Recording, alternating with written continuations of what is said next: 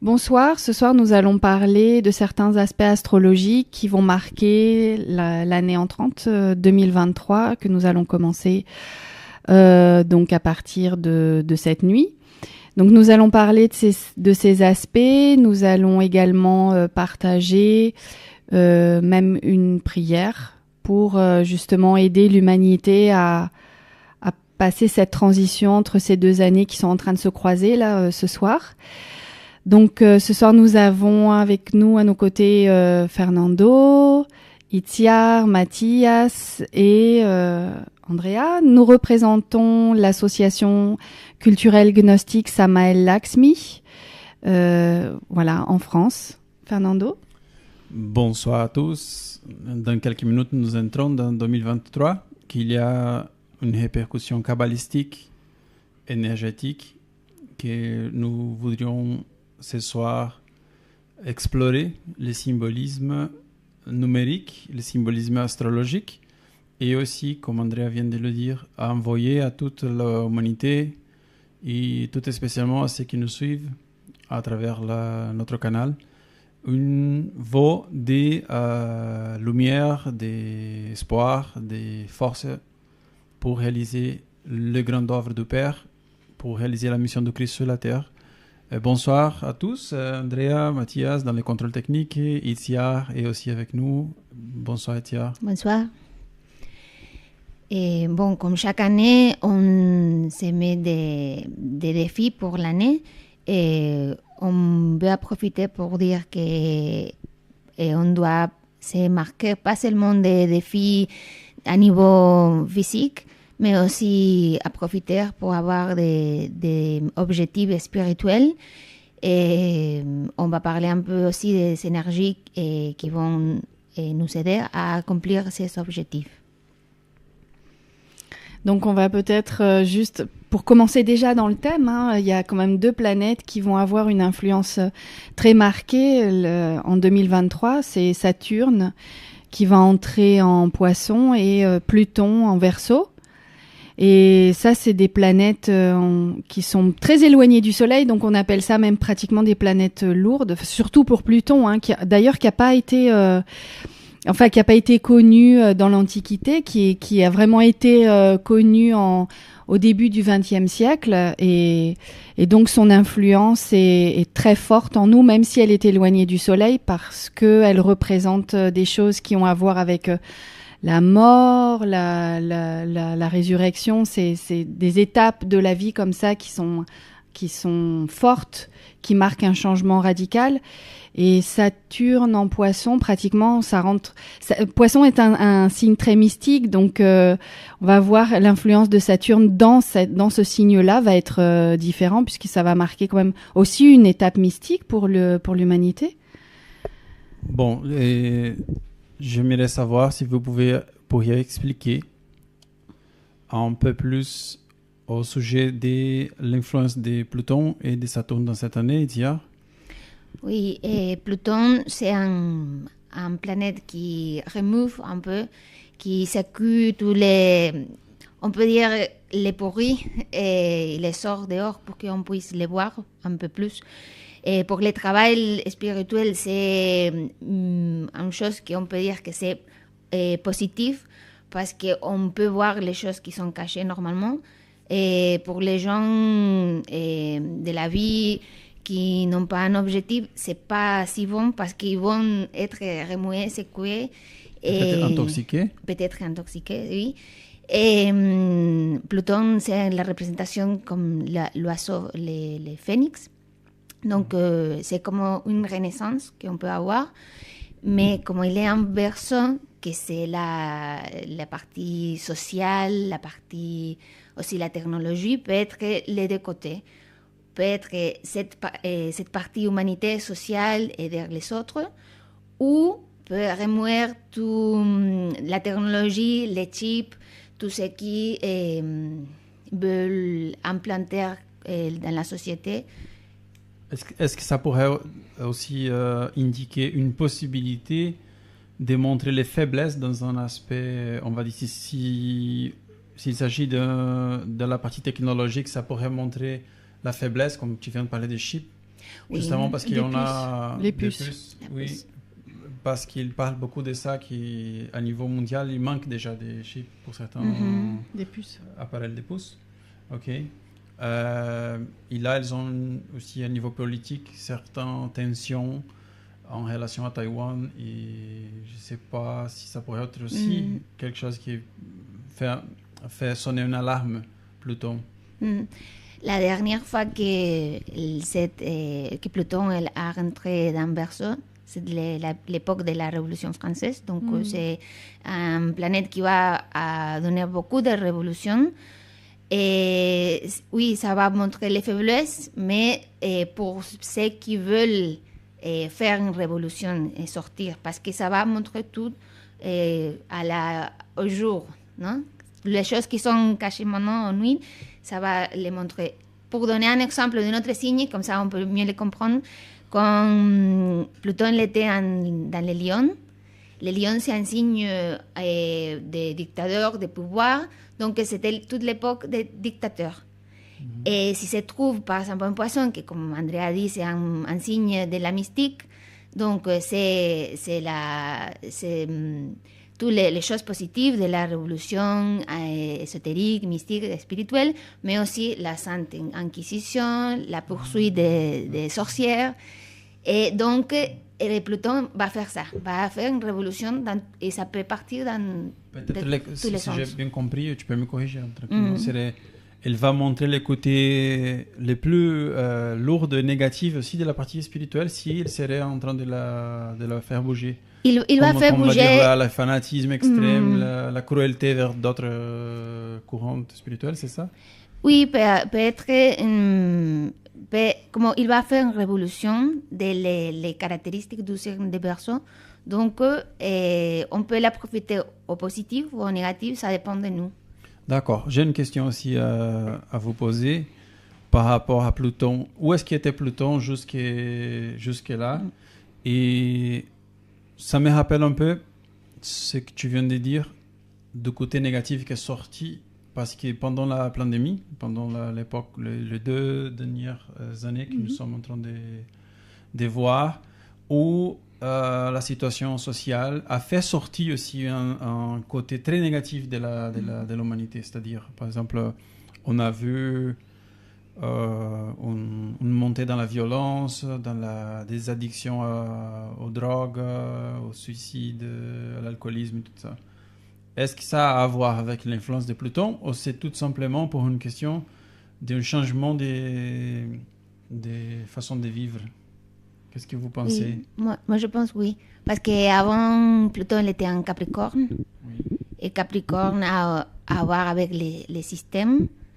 Et aussi, par exemple, les personnes anciennes. Et toutes ces choses qui sont passées, par exemple, avec la pandémie, on a affecté beaucoup à les personnes plus âgées. Donc, ça, et aussi le système économique a tombé. Mais aussi, par contre, il y a des personnes qui, dans cette époque, on a eu une chance pour faire un changement dans sa vie aussi. Donc, c'est... C'est formidable tout ça. Du coup, vous avez parlé de Pluton, et maintenant j'aimerais savoir ou entendre un peu plus d'une façon avec des exemples, si vous pouvez, par rapport à Saturne. C'est-à-dire, qu'est-ce qu'on doit attendre de Saturne, plutôt nous qui cherchons un travail spirituel, parce que je vais chercher à résumer avec d'autres mots pour savoir si c'est ça. Donc, à niveau de Pluton, cette sortie d'une espèce de subconscient qu'on va pouvoir les regarder dans le quotidien, ça pourrait être formidable pour une personne qui veut se connaître et qui veut vraiment surmonter des caractéristiques psychologiques, c'est ça? C'est comme une personne qui a été, on dit, anesthésiée, qui commence à dire des choses qu'il ne pourrait jamais dire dans la vie ordinaire, parce que cette filtre, elle va disparaître. D'accord? C'est plus ou moins ça, au niveau de Pluton. Alors, et qu'est-ce qu'on peut attendre de Saturne? Bon, et Saturne, c'est associé avec les tombes, donc la patience, et toutes les choses qui... aussi avec le karma, par exemple, aussi. Donc, si c'est un poisson qui va rentrer, et tout ça va arriver plus ou moins au printemps, mars, et Oui, on y va, avril, mars, mai, oui. tout ça. Donc, ça doit avoir avec les institutions, la mystique, la religion. Ça nous va donner peut-être une compréhension plus profonde si nous sommes dans un chemin spirituel. Et on va recueillir un peu les fruits de le travail qu'on a fait avant. Ça, c'est pourquoi? Parce que Saturne, c'est la dernière planète. C'est pour ça que c'est une association avec la moisson, quelque chose comme ça. Avec la... Saturne. Oui. Il y a une association avec la moisson. Comment c'est? Oui, une moisson. Oui, un autre mot. Récolte. La récolte. Ah, récolte, Parce oui. qu'il y a cet instrument que justement c'est pour faire la récolte. La faux. La faux. Oui. Oui, ça doit avoir, oui. C'est comme C'est un la maître. fin d'un cycle. Mhm. C'est la fin d'un cycle aussi, peut-être. Saturne, ça indique ça. Mais d'ailleurs, quand... oui, c'est-à-dire toutes ces planètes comme ça, quand elles ont bougé justement ces années 2020, 2021, 2022, maintenant 2023, elles marquent considérablement l'humanité. Elles ont, comme tu disais, hein, elles ont provoqué la chute des systèmes, même si nous, on dit « Ah non, ça se tient encore ». En fait, c'est comme si quelque chose était venu et avait secoué le sol sous nos pieds. Et malgré tout, les gens ont encore l'espoir de dire non, mais ça se tient encore, ça va continuer. Non, il y a une grande révolution qui vient, comme tu l'as dit, au niveau technologique. C'est un truc qu'on peut pas arrêter. C'est définitivement en route et il y a énormément de changements dans nos vies qui vont faire que on va être soumis à des changements technologiques brutaux. Peut-être pas pour les plus jeunes, mais déjà pour les générations les plus anciennes, oui, ça va être, c'est ça ou ça passe ou ça casse en fait. C'est ça l'idée. L'idée de nous faire admettre, c'est que ces changements technologiques, ça passe ou ça casse. Donc voilà, donc c'est ce qu'on est en train de vivre et c'est comme tu disais, hein, c'est avec cette histoire de faux. Voilà, c'est maintenant on va récolter aussi. Des choses au niveau social et au niveau humain et au niveau spirituel. C'est des grandes transitions, des grands bouleversements. Du coup, cette idée de la Révolution française, c'est très intéressante. Du point de vue, alors, si les forces du mal, ils connaissent aussi l'astrologie, parce qu'ils étudient l'astrologie pour savoir quel mouvement ils doivent faire dans un moment donné. Et j'étais en train de penser, serait-il dans une espèce de prévision, d'accord, ils savent que 2023, on va arriver à une force qui pourrait faire monter les peuples à se verser contre certains systèmes qui sont caduques, dégénérés, esclavistes, etc. Et en sachant ça, ils disent « Ok, on va faire des sorts à qui, quand le peuple va arriver là, il va être déjà faible. » Et là, on peut voir, par exemple, la pandémie. Je ne sais pas si ce serait correct de dire ça, s'il peut y avoir une relation. Ou c'est vraiment un accident. Qu'est-ce que vous pensez? Moi, je ne crois pas trop en l'idée des accidents. Et, avant, les rois, ils étaient toujours assistés par des astrologues, par des gens qui savaient lire le ciel pour savoir ce qui allait arriver. Donc, c'est vrai, c'est une sagesse, c'est un enseignement. Je pense que, je crois que il y a quelque chose qu'on appelle aussi l'ère du temps. Ce qu'on appelle, c'est une expression comme ça, on dit hey, l'ère du temps nous montre qu'il va se passer telle et telle chose. C'est la vibration actuelle de ce qu'on est en train de vivre sur la planète. Donc, ils le sentent, et à ce moment-là, ils instaurent des nouvelles choses en fonction de l'ère du temps, en fonction de ce qui nous touche aujourd'hui. Oui, c'est logique. Il doit y avoir ça, effectivement. Ils doivent se laisser guider par ça. C'est comme un jeu d'échecs, comme on dit. Oui, on les avance les pions et ils vont faire bouger les pions. Certains vont reculer, d'autres vont avancer, d'autres vont se sacrifier pour que des pions plus importants puissent agir. C'est des stratégies, oui. Oui, le maître Michael, maintenant, dans la convivence, il a parlé plusieurs fois de ça aussi. que le 2023 serait un espace de rendre les fruits à ceux qui ont travaillé sur soi-même et en même temps rendre compte de ce qu'une personne n'a pas fait correctement. Oui. Ça a beaucoup à voir avec l'idée de Saturne, de la moisson, de la récolte. Il y a un truc intéressant aussi, c'est quand l'année 2022, elle était marquée par le numéro 6 et l'année 2023, c'est par le 7. Et le 6, elle nous a indiqué cette année qu'il fallait qu'on prenne une décision. On était dans une époque, dans une année où il y avait beaucoup d'indécisions, beaucoup de doutes. Donc, quelle direction prendre, etc. En qui on doit croire, par exemple. Voilà, aussi. c'est ça. Ça, c'était 2022. Et là, 2023, on passe au numéro 7. Et là, ça va être les batailles, les luttes, et toutes ces luttes, elles vont avoir, elles sont liées à la prise de décision qu'on a faite en 2022. Donc, on continue. Il y a pas. Mais c'est intéressant parce que c'est dans les signes du poisson. Donc, cette décision, cette prise de décision doit avoir avec le travail spirituel. Parce que si, par exemple, c'était un cancer, ça a à voir avec la famille ou d'autres choses. Mais les poissons, c'est avec notre travail interne. Exact. Une autre chose, je ne sais pas si ça a quelque chose, une synchronie à niveau de signes astrologiques. Mais les poissons, d'une façon courante, on les voit aussi comme les derniers signes zodiacaux. C'est bien. Parce que Saturne, c'est la dernière planète de sept planètes, c'est la dernière. Il y a quelque chose à voir avec ça. La fin d'un cycle au niveau astrologique, on dit que les poissons, c'est les signes dans lesquels on peut trouver une accumulation d'expériences, ou même au niveau des défauts. La partie négative des poissons, elle est très complexe. Pendant que les béliers, c'est le premier signe, il y a beaucoup à voir avec une innocence. C'est une façon négative. Si on va voir la partie négative, elle est très claire, elle est très synthétique. Mais poisson, c'est vraiment tout un cycle d'un voyage à travers les astres qu'on va trouver justement, je ne sais pas. Oui, parce que dans un sens, les poissons, si on voit les symbolismes de chaque signe, les poissons, c'est dans la mer, l'océan. L'océan, c'est quelque chose un peu comme inconnu. On ne connaît même pas la c'est très profond. Profondeur. C'est vraiment ça. C'est super. Je vais vous montrer en seconde l'arcano.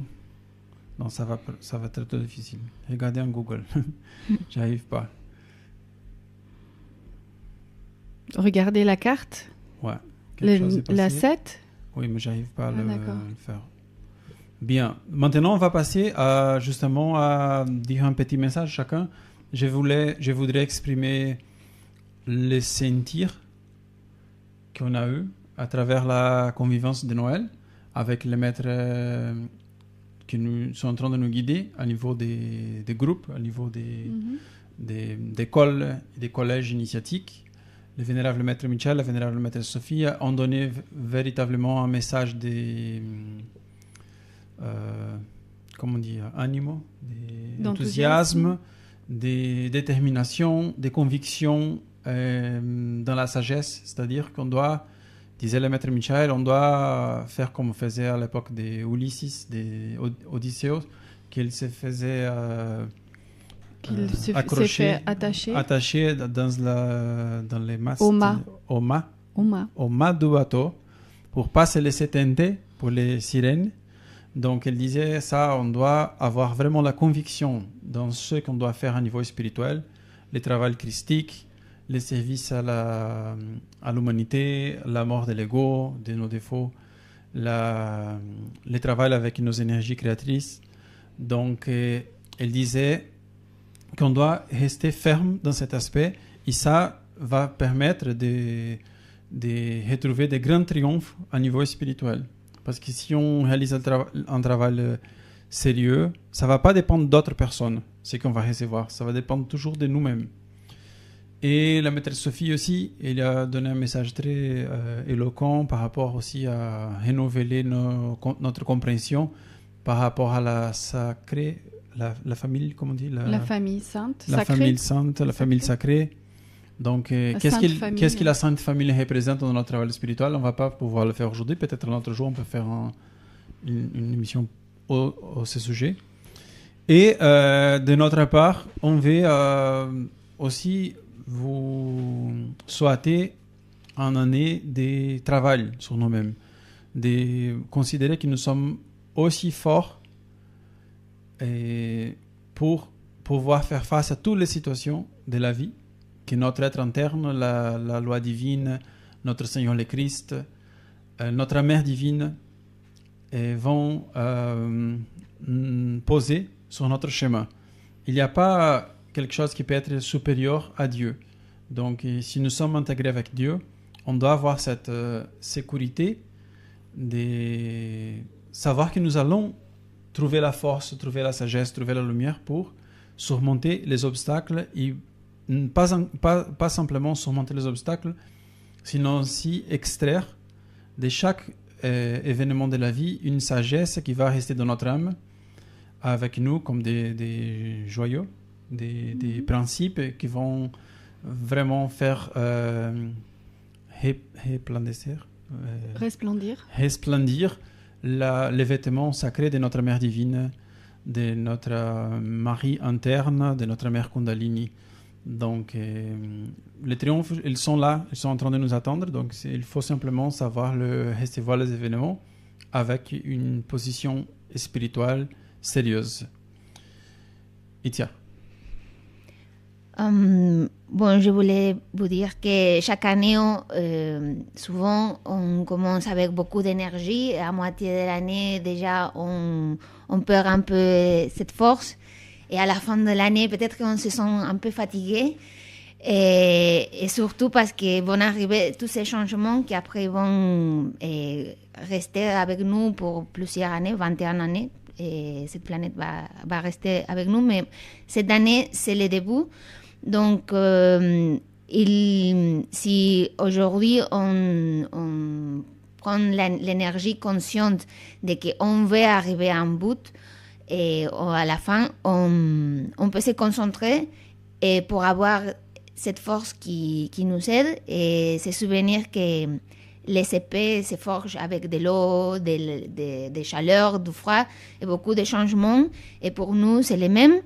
Peut avoir des difficultés, des situations un peu difficiles cette année, mais si on a cette force intérieure qui nous guide, on peut faire face à toutes les choses qui vont se présenter. Et en plus, ça va nous donner beaucoup plus d'énergie et beaucoup plus d'enthousiasme, comme disait Fernando, pour arriver à notre objectif, et c'est l'être. Donc, oui, en fait, on regarde un peu derrière nous et on voit cette année, on a dû prendre certaines décisions. Maintenant, on regarde devant et on voit cette année où on va s'engager dans certaines luttes aussi, mais qui nous font voir la possibilité d'une victoire. Parce que la carte numéro 7 du tarot, c'est l'intitulé, c'est la victoire. Donc, il faut rester avec cet enthousiasme, cet optimisme que les luttes que nous allons devoir affronter cette année, qui ont déjà commencé, parce que c'est pas à partir du 1er janvier, ça commence déjà quelques mois auparavant, on commence à sentir cet effet de la carte numéro 7, du numéro 7 en nous. Tout ce qu'on va être amené à vivre, ça va être pour notre triomphe, pour notre victoire, personnel, individuel, mais aussi au niveau de notre famille, de tout ce qu'on va entreprendre, mais toujours avec l'idée que on doit pas perdre l'objectif, comme disait Itziar. On doit avoir réellement, on doit regarder la mire. On doit pas perdre notre objectif des yeux. Donc c'est ça aussi le message de ce soir. C'est véritablement savoir que nous avons des responsabilités dans la vie.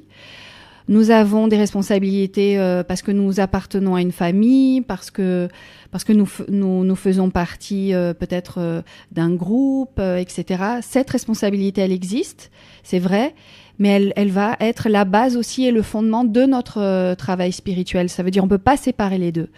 On doit être vraiment très vigilant par rapport à notre comportement, parce que c'est ce comportement correct qui va nous permettre de triompher, d'arriver à la victoire. Et il y a aussi quelque chose de très important à comprendre. Je crois qu'on n'est plus au temps de l'insouciance. Pendant plusieurs années, on a pensé, on a le temps de faire certains changements, on a le temps de voir venir les choses. On n'est plus à ce moment d'insouciance et on doit prendre les choses avec sérieux et avec beaucoup de respect et aussi d'amour pour pouvoir arriver à notre objectif, c'est-à-dire à nous réunir avec avec le divin qui existe en nous, à revenir à cette union. Et parce que si bien, même si on a parlé de la Révolution française qui s'est passée il y a des siècles auparavant, ça a eu un impact sur l'humanité, cette Révolution française, parce qu'elle a fait changer les choses au niveau planétaire peu à peu. Mais là, cette révolution qu'on est en train de vivre aujourd'hui, elle nous soumet à des nouvelles lois, à de nouvelles exigences planétaires immédiates, spontanées, et donc il va pas falloir perdre de vue notre objectif et pas se laisser on va dire, emmener sur des chemins de traverse et pas perdre l'enthousiasme pour nous réunir à nouveau avec notre éternel, ce qui est éternel en nous, le divin en nous. Formidable, donc on vous attend dans nos prochaines activités. Si vous avez aimé notre comment on pourrait dire, notre message, et ne doutez pas à liker ces vidéos, de partager avec vos amis. Et aussi, on va voir une petite prière pour la nouvelle année. C'est une prière de vénérable maître Sivananda, Swami Sivananda. C'est un grand maître de l'Inde qui est déjà désincarné, mais il a laissé des précieux enseignements. Donc, on va suivre cette prière avec nos cœurs. Réunis, parlons en harmonie. Permets à nos manteaux de s'unir en accord. Que notre prière soit une. Que notre assemblée soit une. Unis nos manteaux. Unis nos pensées. Conduis-nous dans notre objectif commun. Laisse-nous t'adorer dans notre offrande commune. Ô adorable Seigneur de miséricorde et d'amour, salutations et prosternation devant toi. Tu es existence, connaissance, extase absolue. Tu es omniprésent, omnipotent, omniscient. Tu es l'habitant de tous les êtres. Concède-nous un cœur compréhensif, vision égale, mental équilibré, foi, dévotion et sagesse. Concède-nous la force spirituelle intérieure pour résister aux tentations et contrôler le mental. Délivre-nous de l'égoïsme, de la luxure, de la colère, de l'avidité, de la haine et de la jalousie. Remplis nos cœurs de vertus divines. Laisse-nous te contempler sous tous tes noms et formes. Laisse-nous te servir sous tous tes noms et formes. Laisse-nous nous souvenir toujours de toi. Laisse-nous chanter pour toujours tes gloires. Que ton nom soit toujours sur nos lèvres. Laisse-nous demeurer en toi pour toujours. Permets que la paix et le bien-être soient partout dans le monde. Que les hommes accomplissent le bien, les uns pour les autres. Que le mal s'apaise. Que le monde soit heureux à tous égards. Ainsi soit-il. Ainsi soit-il.